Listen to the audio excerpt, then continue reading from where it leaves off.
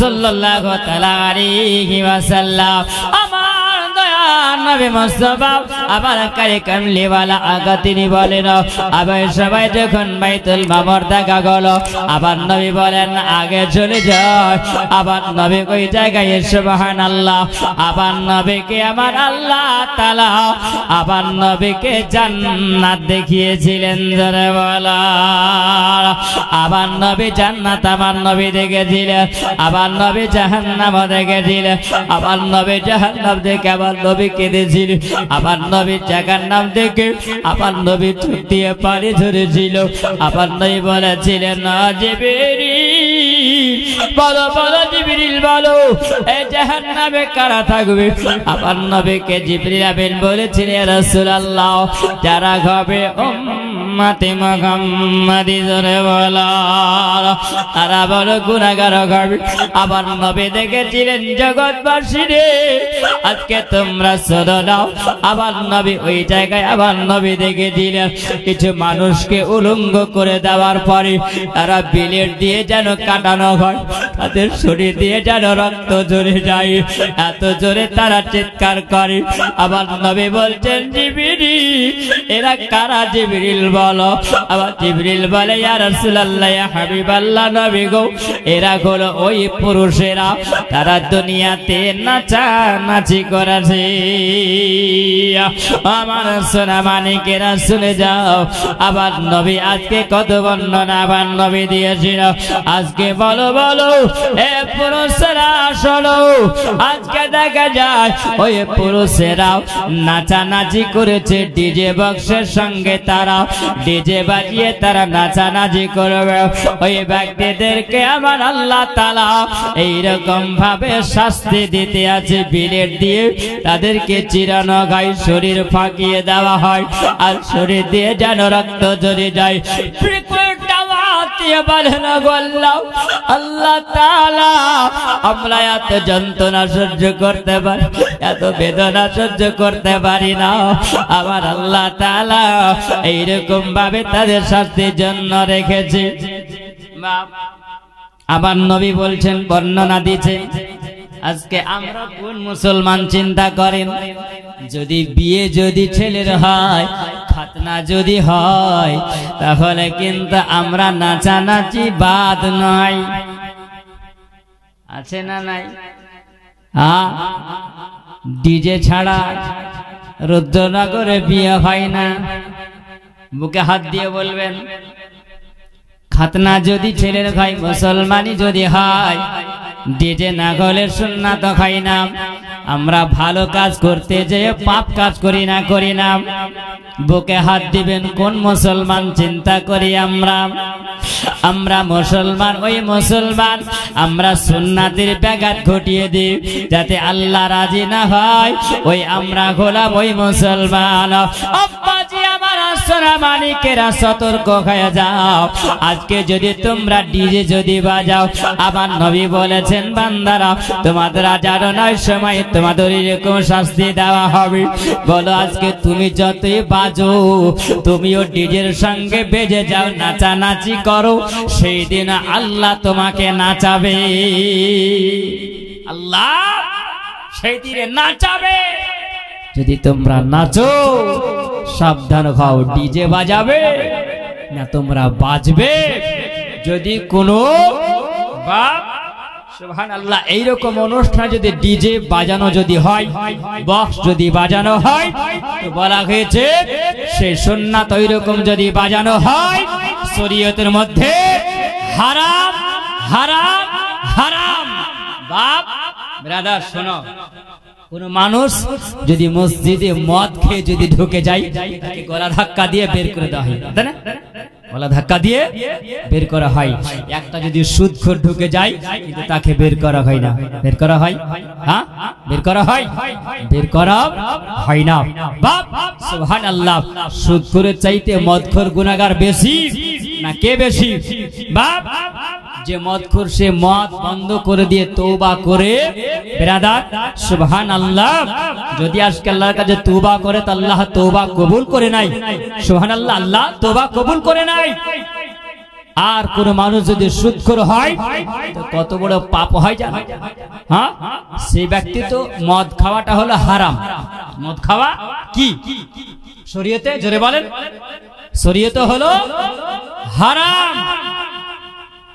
একটা হারাম কাজ হয়। আর কোন ব্যক্তি যদি সুদ খায় তাহলে কি হয়? শরীয়তের মধ্যে বলা গেছে কোন মুসলমানকে যদি সুদ খায় তারপর মায়ের সঙ্গে জিনা করা হয়। নাউজুবিল্লাহ মিন যালিক। বাপ, তাহলে কত বড় গুনার কাজ করা হয় ওই সুদখোর ব্যক্তিকে আমরা বের করি না। বাপ, আল্লাহর ইবাদত আমাদের কবুল হবে কেমন করে? যে নামাজ পড়ি না, যে সুদখোর হয় তাকে কিন্তু আমরা মসজিদের হর্তাকর্তা বানাই। আছে না বর্তমানে? হক কথা বলতে গেলে, সত্য কথা বললে কিন্তু মানুষের গায়ে জ্বালা করে যায়। জ্বালা করলে আমার কিছু করার নাই, কারণ তোমাকে বাঁচার জন্য আমি বলি। বাপ, আজকে ছেলের বিয়ে দাও, ছেলের তোমরা বিয়ে দাও, ছেলে বিয়ে দেওয়ার পরে বলো তো যে আজকে যদি তোমার ঘরে ছেলে আছে অপর মেয়ের সঙ্গে বিয়ে দেবে, মেয়ের সঙ্গে যখন বিয়ে দাও তখন তোমরা কি করো? তোমরা পণ নাও, তাই না? কি বলেন আপনারা? পণ বলে তো? হ্যাঁ, পণটা নাও। ওই পণ দেওয়া নেওয়া হয়। পণ বলে ছেলের বাপ বলে, বিআই মশাই আপনি কি দিবেন? বলে এখন তো বর্তমানে একটা লাগবেই,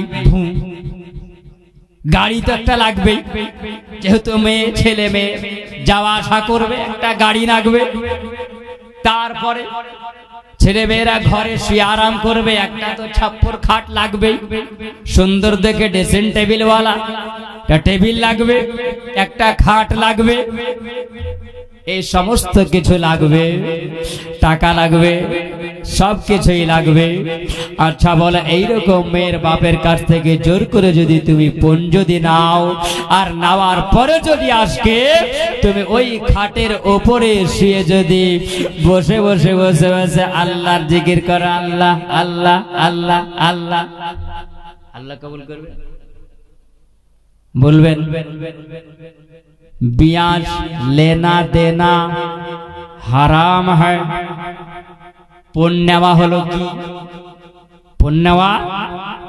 जोरे बोले ओ बोलते भय लागছে लेवेन तार जন্য मेয়ের বাপ যদি খুশি হয়ে যায় তবে আপনি নিতে পারবেন। আর ওই রকম যদি জোর করে মেয়ের বাপের গলা টিপে যদি আদায় করো, তোমার ইবাদত ওই ছাপ্পর খাটের উপরে কবুল হবে না। ওই মাদুরের উপরে বসে বসে আপনি ইবাদত করবেন, আল্লাহর ইবাদত কবুল হবে না। বুকে হাত দিয়ে বলবো আমরা কোন মুসলমান? চিন্তা করবেন আব্বাজি আমার, আজকে যদি ওই রকম বিয়ে বাড়ি কিংবা খাতনা বাড়ি যদি ওই রকম যদি হয়, সুবহানাল্লাহ, একদম বিলকুল হারাম হবে, তা জায়েজ হবে না। তাহলে বলুন আজকে আমাদের কোন বিয়েটা সম্পূর্ণ হয়? বলবেন একবার। বাপ, সুবহানাল্লাহ, এ থেকে আমাদেরকে বাঁচতে হবে, পাপ থেকে আমাদেরকে বাঁচতে হবে। যদি না বাঁচি তাহলে সব বেকার হয়ে যাবে। সুবহানাল্লাহ। একটু আগে চলেন, এইরকম করে আবার নবী দেখলেন ওই পুরুষদেরকে ধারালো বিলেট দিয়ে চিরানো হচ্ছে, তাদেরকে চিরে চিরে কষ্ট দেওয়া হচ্ছে, রক্ত ঝরে যাচ্ছেন। আমার নবী বললেন, হে আমার উম্মাতিরা, তোমরা সতর্ক হয়ে যাও। তোমরা যদি ওই রকম বাজনার সঙ্গে লিপ্ত হয়ে যাও, তোমাদেরকে সেই দিনে বাজানো হবে। কিছু মহিলাদেরকে দেখতে পাওয়া যায়, ওই জায়গায় যেন মহিলাদেরকে তাদেরকে বিলেট দিয়ে চিরানো হচ্ছে, তাদের শরীরকে চিরা হচ্ছে, যেন জোরে চিৎকার করছে। সুবহানাল্লাহ। আমার নবী বলছেন, জিবরিলেরা কারাও? জিবরিল বলে, ইয়া রাসূলুল্লাহ, ইয়া হাবিবাল্লাহ, নবী গো, ওই ব্যক্তি হলো ওরাই যে ব্যক্তিরা পরপুরুষকে দেখে তারা পর্দা করত না। জোরে বলেন। ইয়া রাসূলুল্লাহ ইয়া হাবিবাল্লাহ নবী গো ওই মহিলারা যারা পর পুরুষকে দেখে তারা পর্দা করত না ইয়া রাসূলুল্লাহ নবী গো তারা নিজের শরীরটাকে হেফাজতে রাখতো না তারা নিজের শরীরটাকে পর পুরুষকে তারা দেখাতো তারা নাচানাচি করত আর তারা শরীরগুলোকে তারা পুরুষদেরকে দেখায়া দিত আবার স্বামীকে বাদ দিয়া তারা ওই সময় অন্য পুরুষকে তারা দেখাতে থাকতো ইয়া রাসূলুল্লাহ ইয়া হাবিবাল্লাহ নবী গো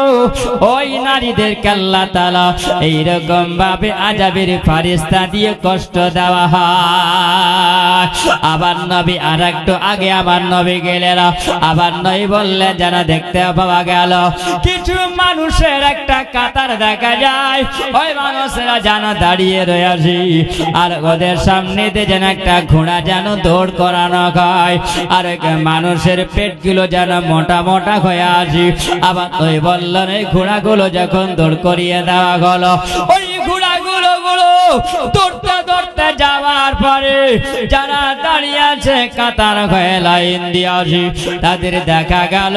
তারা যেন ওই সামনের ঘোড়াগুলো সামনের পা দুটো গিয়ে তাদের পেটের উপরে লাথি মারে আর যেমনি বুকের উপর পেটে লাথি মারা সঙ্গে সঙ্গে যারা যেন জমিনে পড়ে গেল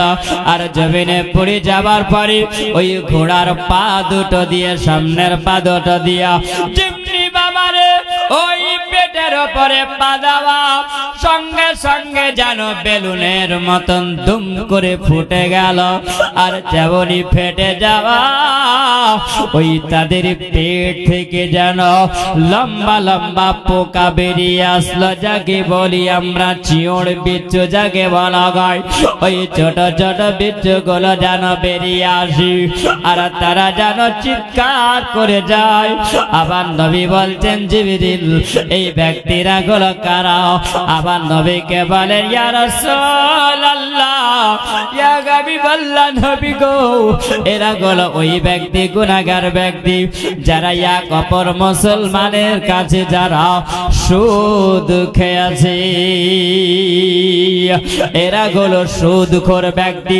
যারা হারাম খেয়ে পেটটাকে মোটা করেছে তাদেরকে পেটটাকে শুইয়ে দেওয়ার পরে এই ঘোড়ার পা দিয়ে দাবা দিয়ে তাদের পেটটাকে বাস্ট করিয়ে দিয়া তাদের আযাব এইরকম ভাবে দেওয়া গেছে আবার নবী অনেক কিছু দেখেছি রে লম্বা আলোচনা আব্বা জামা সতর্ক হয়ে যায় দেখা আবার নবী বললেন জিবরিল একটু আগে চলে যাও জিবরিল গাবিনা দিকে সালাম আর একটু আগে গেলেন সিদরাতুল মুনতাহা পৌঁছাবে না আবার নবী জানা রাস্তা দিয়ে যেতে যেতে আবার নবী দেখতে পায় যেন একটা উটের দল চলে যাচ্ছে আবার নবী বলছেন বলে জিবরিল ওইটা কি দেখতে পাওয়া যায় জিবরিল বলে ইয়া রাসূলুল্লাহ ইয়া হাবিবাল্লাহ নবী গো ওটা একটা উটের দল দেখা যায় জানো তারা চলে যায় আবার নবী বলছেন জিবরিল একটা উটের লাগামটা ধরো একটা উটের লাগাম ধরে নিয়ে আমার কাছে হাজির করো জিবরিল গাবিন আলাইহিস সালাম আমার নবীর অর্ডারে জানে একটা উটকে যেন ধরানো গেল ওই উটের লাগামটা ধরে নিয়ে আমার নবীর সম্মুখে হাজির করা গেল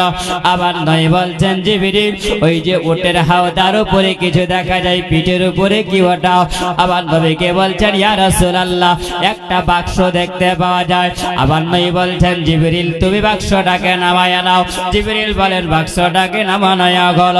জিবরিল বলেন ইয়া রাসূলুল্লাহ নবী গো বাক্সটাকে নামানো গেল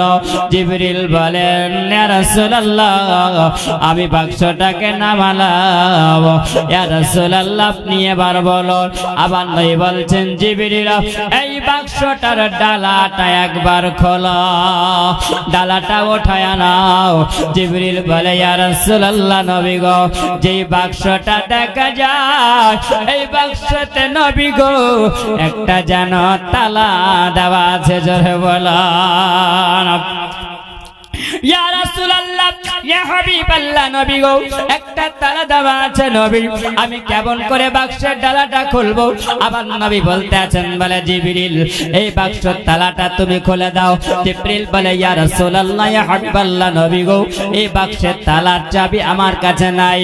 আমার কাছে এই তালার চাবি নাই আবার নবী বলছেন জিবরিল তোমার কাছে চাবি আছে আবার নবী বলছেন জিবরিল তোমার কাছে চাবি আছে জিবরিল বলে ইয়া রাসূলুল্লাহ ইয়া হাবিবাল্লাহ নবী গো জীবনে কোনদিন ইয়া রাসূলুল্লাহ আমি তালাও দেখিনি আমার কাছে চাবি কেমন করে থাকবে জোরে বলবেন না সুবহানাল্লাহ মহাবতে বলেন জিবরিল বলে ইয়া রাসূলুল্লাহ আমি তো তালাও দেখিনি তাহলে আমার কাছে চাবি কেমন করে থাকবে আবার নবী বলছেন জিবরিল না না তোমার কাছে তালার চাবি আছে জিবরিল বলছেন ইয়া রাসূলুল্লাহ কোন একটা ঘরে যদি ঢোকা হয় আর ওই ঘরে যদি তালা দেওয়া থাকে ঢুকতে পারা যাবে না কারণ চাবি দিয়ে তালা খুলতে হবে আর ওই বাড়ির মালিক যদি হয় তাহলে বাড়ির মালিকের কাছে চাবি থাকবে ওই বাড়ির মানুষটা ঢুকে যাবে তাহলে ওই মানুষটা ঢুকতে পারবে তবে আমার কাছে চাবি নাই আমি কেমন করে তালা খুলতে পারি আবার নয় বলছেন বলে জিবরিল তোমার কাছে চাবি আছে জিবরিল তুমি খোলো আবার জিবরিল আমিন কাবার নবী বলতে আছেন জিবরিল শুনো তোমার কাছে চাবি আছে কোন চাবি আবার নবী বললেন জিবরিল তুমি তালায় হাত দাও আর হাত দেওয়ার পরে তোমার নবীর মধুমাখা কলমা পড়ে নাও আর যদি কলমা পড়ো তালা খুলে যাবে জিবরিল বলে আমি জিবরিল তালাটাকে ধরলাম আর সঙ্গে সঙ্গে তালা চাবি তালা যেন খুলে গেল আবার নবী বলছেন জিবরিল ডালা উঠাইয়া নাও বাক্সে যেমনি ডালা ওঠাবে আর জিবরিল আমিন বলেন আমি ডালাটা উঠাইয়া নিলাম যেমনি ডালা উঠাও আর ওই সময় আমার নবী বললেন বলে জিবরিল এই বাক্সের মধ্যে কি দেখতে পাওয়া যায় জিবরিল বলো তুমি কি দেখতে পাও জিবরিল বলে ইয়া রাসূলুল্লাহ ইয়া হাবিবাল্লাহ নবী গো এই বাক্সের মধ্যে যেন ৭৭,০০০ ডমরের দানা দেখতে পাওয়া যায় ওটাও যেন একটা বাক্স আকারের মতন দেখা যায় আবার নবী বলছেন বলে জিবরিল ওই বাক্সের ভিতর থেকে একটা ডমরের দানাকে তুমি উঠায় নাও এই দানাটা যখন উঠায় নেওয়া হলো আল্লাহর নবীকে বলতেছেন ইয়া রাসূলুল্লাহ একটা ডমরের দানা উঠায় নেওয়া হলো আল্লাহর নবী বলছেন জিবরিল কিছু দেখতে পাওয়া যায় জিবরিল বলে ইয়া রাসূলুল্লাহ ইয়া হাবিবাল্লাহ নবী গো একটা যেন তালা দেওয়া আছে আবার নবী বলছেন বলে জিবরিল এই তালাটাকে জিবরিল তুমি খুলে দাও জিবরিল বলে ইয়া রাসূলুল্লাহ ইয়া হাবিবাল্লাহ নবী গো এই তালার চাবি আমার কাছে নাই ইয়া রাসূলুল্লাহ ইয়া হাবিবাল্লাহ নবী গো আবার নবী বলছেন জিবরিল এই তালার চাবিটা তোমার কাছে আছে জোরে বলো জিবরিল বলে ইয়া রাসূলুল্লাহ না না না আমার কাছে তালার চাবি নাই নবী গো আবার নবী বলছেন জিবরিল তালাই তুমি হাত দিয়ে দাও আর তোমার নবীর মধুমাখা কলমা পড়ে নাও যেমনি মধুমাখা কলমা পড়ে নাও সঙ্গে সঙ্গে যেন তালা খোলা গেল আবার নবী বলছেন জিবরিল এবার তালাটা উঠাইয়া নাও যেমনি জিবরিল বলে আমি ডালা উঠাইয়া নিলাম আবার নবী বলছেন জিবরিল বলো বলো তুমি কি দেখতে পাও বলো জিবরিল বলে ইয়া রাসূলুল্লাহ ইয়া হাবিবাল্লাহ নবী গো আমি জীবনে যা কোনোদিন দেখিনি আজকে আমি তাই দেখতে আছি জোরে বলো আমার নবী বলে হে জিবরিল বলো তুমি কি দেখতে পাও বলো জিবরিল বলে ইয়া রাসূলুল্লাহ নবী গো এই জায়গাতে জানো একটা বিশাল বড় আকারের জানো একটা জগৎ দেখতে পাওয়া যায় যে জগৎটাকে আমি জীবনে কোনোদিন দেখিনি জিবরিল কি জগৎ তুমি দেখতে পাও জিবরিল বলে ইয়া রাসূলুল্লাহ ইয়া হাবিবাল্লাহ নবী গো ওই জায়গাতে এমন একটা জগৎ দেখা যায় আজকে যেমন মাওলানা আব্দুল আহাদ আজকে রুদ্রনগরে গ্রামে সুবহানাল্লাহ বলিঘার পাড়াতে আমার নবীর আল্লাহর প্রশংসার স্টেজ করে আজিরা আজকে আলোচনা হয় ওই সময়তে জিবরিল বলে ইয়া রাসূলুল্লাহ ইয়া হাবিবাল্লাহ নবী গো এই একটা ছোট্ট বাক্সের মধ্যে বিশাল বড় একটা জগৎ দেখা যায় আর এই জগতের বুকে যেন দেখা যায় একটা স্টেজের উপরে এক মাওলানা বক্তব্য রাখছে অনেকগুলো মানুষ দেখা যায় মানুষেরা চাতক পাখির নাই বসে আছে আর ওই জায়গায় যেন বক্তব্য রাখতে হাজির জিবরিল বলেন আমি ওই জায়গাতে যেন আমি শুনে দাঁড়িয়ে দাঁড়িয়ে দেখলাম আমি ওই জায়গায় বক্তব্যটা আমি শুনতে পেলাম আমি যেন বক্তব্য দেখতে শুনতে পাই ওই মাওলানা বক্তব্য দেয় এই জগৎবাসীরা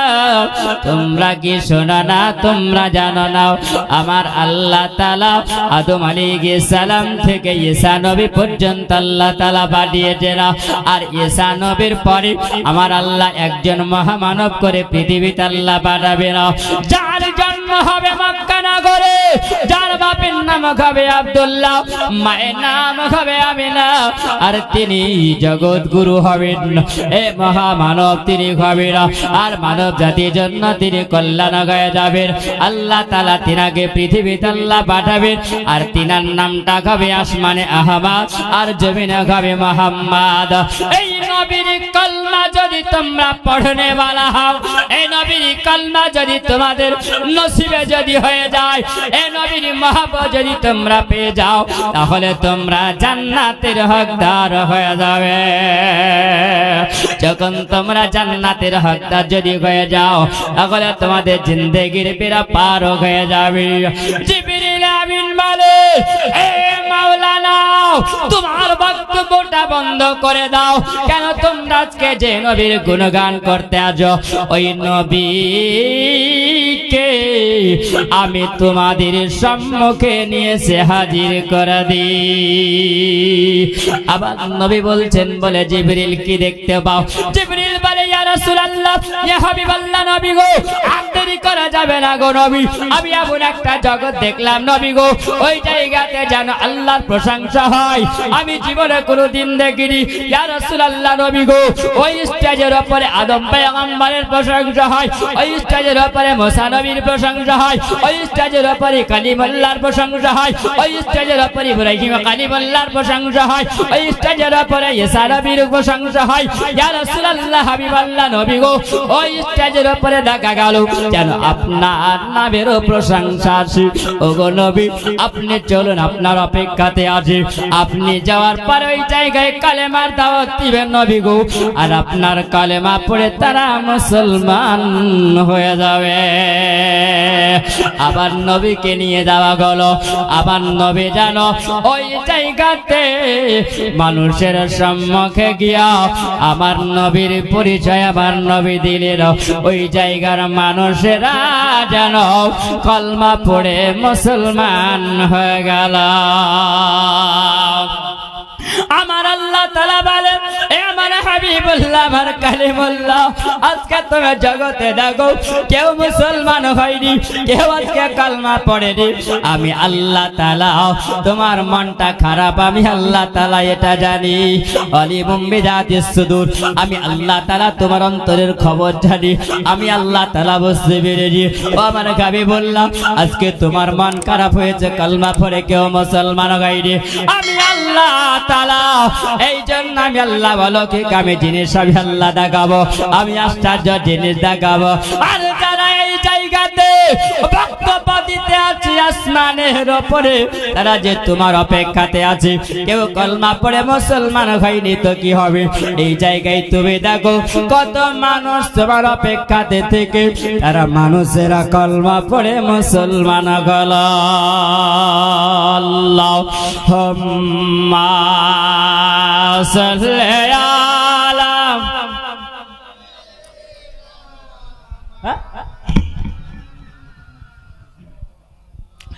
আহলা আলি সাইয়্যিদ